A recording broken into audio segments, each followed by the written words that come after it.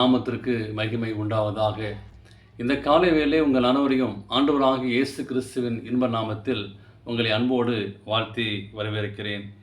வெளிப்படுத்தல் 7ஆம் அதிகாரம் 7ஆம் வாக்கியம் சொல்கிறது, சிமியோன் கோத்திரத்தில் முத்திரை போடப்பட்டவர்கள் 10,000, லேவி கோத்திரத்தில் முத்திரை போடப்பட்டவர்கள் 10,000, இசகார் கோத்திரத்தில் முத்திரை போட்டவர்கள் 10,000. இந்த நாளின் செய்தியாக விலை கொடுத்து வாங்கப்பட்டது. இந்த வெளிப்படுத்தல் புஸ்தகத்தை யோவான் பத்மத்திலிருந்து எழுதுகிறார். இதிலிருந்து ஆச்சரியமான ஒரு சத்தியத்தை நாம் படிக்க இருக்கின்றோம்.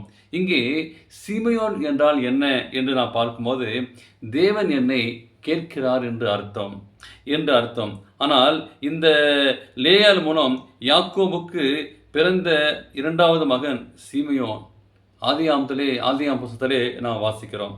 அவர் இப்படிப்பட்ட ஒரு வன்முறை செயலுக்கு அவர் இந்த பெயர் சேவரை தன் சகோதரியாக சீரழித்து பழிவாங்குவதற்காக சீகேமின் மனிதர்களை தன் சகோதரன் அவர் இணைத்து கொண்டு அங்கே கொலை செய்தார். சிமோன் இவ்வாறு பழிவாங்கும் கூட அவரது யுத்த தாளந்துள்ள வாக்குத்தத்தத்தின் தேசத்தை கைப்பற்றுவதாக அவர் சகோதரருக்கு உதவியாக இருந்தார். இறுதியிலே ஆசா ராஜா உண்டாக்கின சீர்திருத்தங்களை சிமியோன் கோத்திரத்தால் ஏற்றுக்கொண்டார்கள்.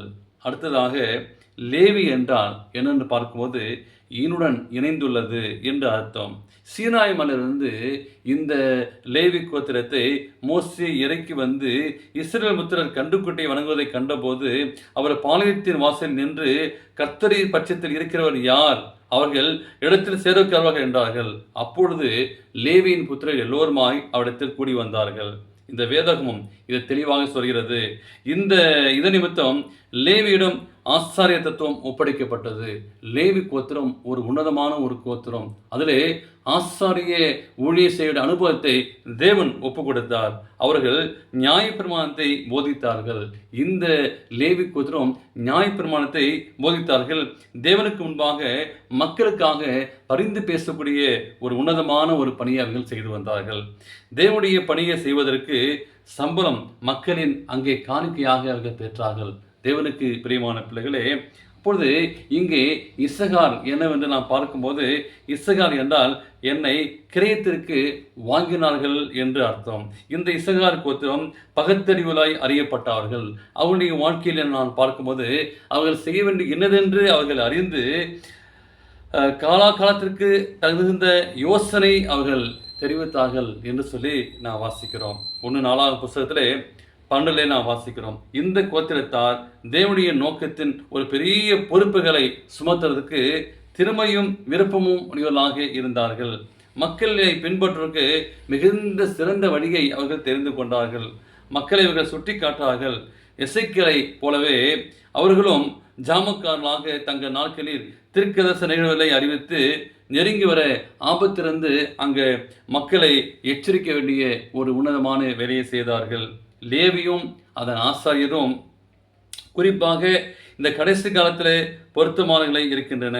இயேசு தம்முடைய பிதாவாகிய தேவனுக்கு முன்பாக தம்மை ஆசாரியராக அவர் தெரிந்து கொண்டார். இங்கே வாசிக்கிறோம், நீங்களே தெரிந்து கொள்ளப்பட்ட சந்ததியாகவும் ராஜரீக ஆசாரிய கூட்டமாகவும் பரிசுத்த ராஜ்யாகவும் அவருக்கு சொந்தமான ஜனமாக இருக்கிறீர்கள்.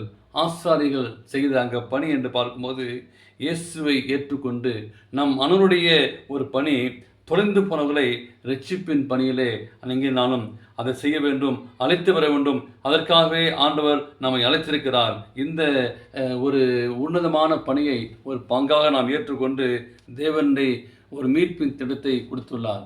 இன்றைக்கு அநேக சிதறி போயிருக்கிறார்கள். ஆண்டவர் உங்களையும் என்னையும் தெரிந்து கொண்டு இந்த சிதறிக்கப்பட்ட கூட்டங்களை அழைத்து வறுமையாக ஒரு மேன்மையான காரை செய்தார். அப்படிப்பட்ட தேவன் தன்னுடைய இரத்தத்தை கொடுத்து விலை கொடுத்து ஆண்டவர் அங்கே உங்களை என்னையுமாக கிரகிக்கிறதுக்கு வாங்கியிருக்கிறார். அந்த உன்னதமான ஆசீர்வாதத்தை நாம் பெற்றுக்கொள்வோம். தேவனுக்கு சாட்சியாக நாம் வாழ்வோம். தேவன் தாமே உங்களை ஆசீர்வதிப்பாராக. ஆமேன்.